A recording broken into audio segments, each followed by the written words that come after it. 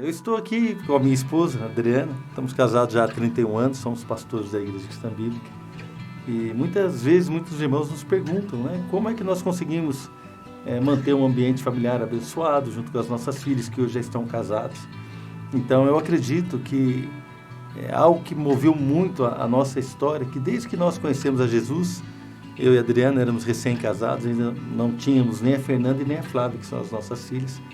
E desde esse tempo nós entendemos que não poderíamos viver uma religiosidade, que a nossa vida dentro de casa, nosso lar, nosso relacionamento deveria ser igual ou até melhor do que a vida que nós temos na igreja, né, Adriana?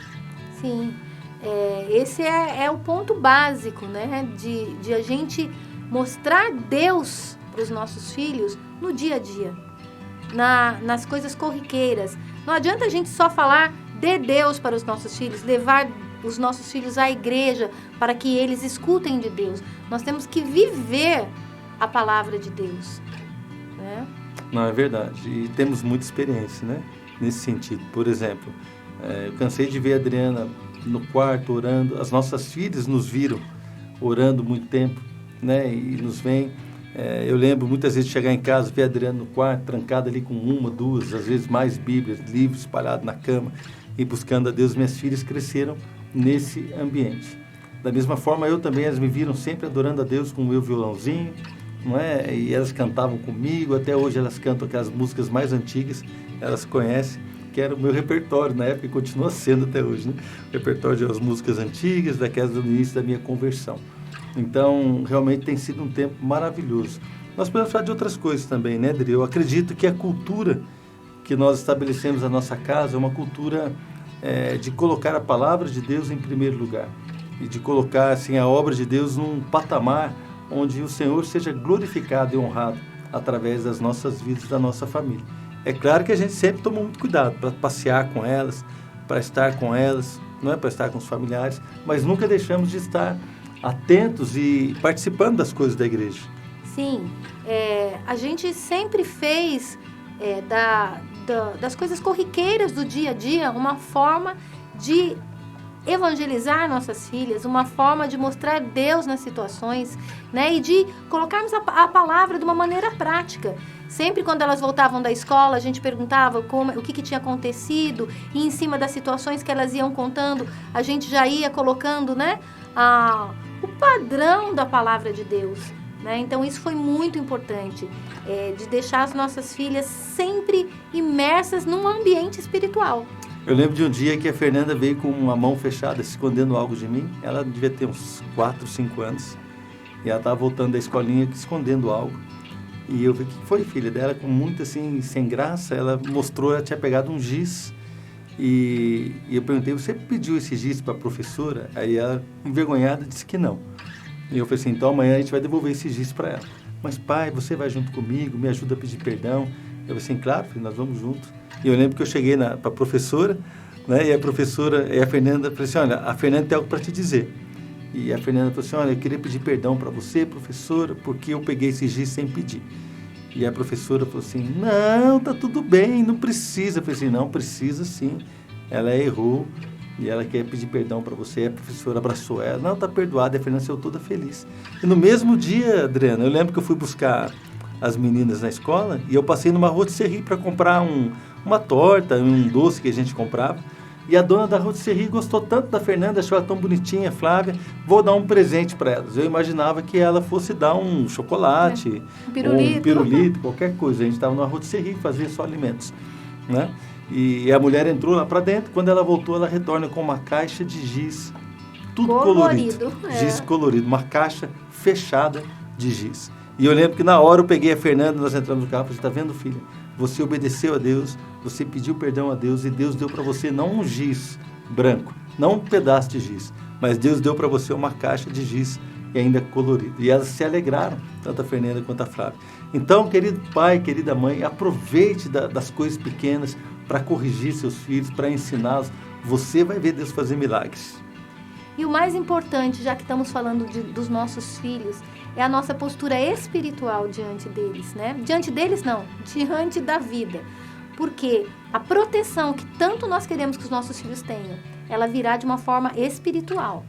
Então, nós não podemos dar brechas, margens, para de nenhuma forma o inimigo entrar nos nossos lares. Isso é muito importante. Eu vejo pais tão preocupados em trazer provisão financeira para casa, mas não tão preocupados em abrir espaço para que demônios entrem nos lares, através de tantas coisas erradas que acontecem, né? A palavra, ela tem que ser a nossa cobertura espiritual. É ela que vai proteger os nossos filhos. É a gente andando em santidade, pais e mães tementes a Deus.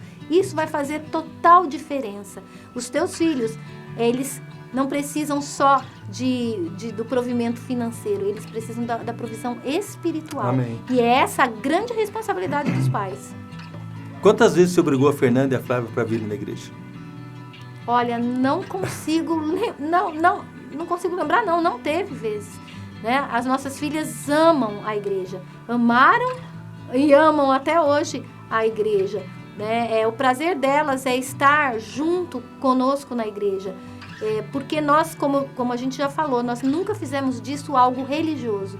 A gente fez disso um estilo de vida. Verdade. Como é bom estar com os irmãos, como é bom se reunir, ouvir uma palavra, como é bom louvar, adorar a Deus, buscar a Deus juntos. Elas cresceram nos ministérios, né? Quando era criança na escolinha bíblica e depois com os pré-adolescentes, elas iam ensaiar, né? Música, depois com os adolescentes, jovens, agora casadas, continuam assim, servindo a Deus, firmes, amando a Deus. Porque também, e isso é para honra e glória do Senhor, jamais falando de nós, mas é porque elas viram o exemplo em casa. Nós amamos a igreja, né? Pai, não adianta você falar que o seu filho precisa ir à igreja, você precisa amar a igreja, amar os seus líderes, cuidar, né, assim, com todo zelo mesmo das coisas da igreja, cobre os erros, quem não erra? Todos nós erramos, não é? Mas nós precisamos ter misericórdia com os erros dos líderes, dos irmãos, para que os nossos filhos não sejam afetados, né, por tudo aquilo que nós sabemos que o inimigo quer tirar os nossos filhos da igreja. Eu lembro de uma vez, Adriana, que eu fui pregar num encontro e levei um irmão comigo. E chegando lá, eu ministrei e tal, fomos almoçar sentado na mesa com o pastor que havia me convidado. E o pastor me contava, minha filha começou a namorar um rapaz e o rapaz manifestou o desejo de ser pastor. E ele começou a rir e disse, minha filha terminou o namoro com ele na hora. Eu disse, Deus me livre de ser casada com um pastor. Era filha de um pastor. E contou isso rindo, né? E quando nós fomos embora no carro, o irmão questionou assim, mas pastor, por que o pastor tem essa atitude, né? O irmão que foi comigo foi escandalizado, porque me conhecendo, você conhece suas filhas, elas querem, amam, né, a igreja e tal. E eu falei assim, querida, porque muitas vezes, né, as pessoas deixam se levar pelas questões de igreja, pelas dificuldades, quando na verdade servir a Deus é um privilégio. Ser filho de pastor é um privilégio, não é? Poder servir ao Senhor de uma maneira, assim, com aquilo que o Senhor nos deu, com os talentos, com os dons, com a responsabilidade que o Senhor nos deu, é um privilégio, não é? Então, querido irmão, querido pastor, você que está vendo esse vídeo, que nós queremos dizer assim, ame a igreja, ame o Senhor Jesus, não seja religioso, que eu tenho certeza que os seus filhos vão acompanhar tudo aquilo que vocês têm vivido.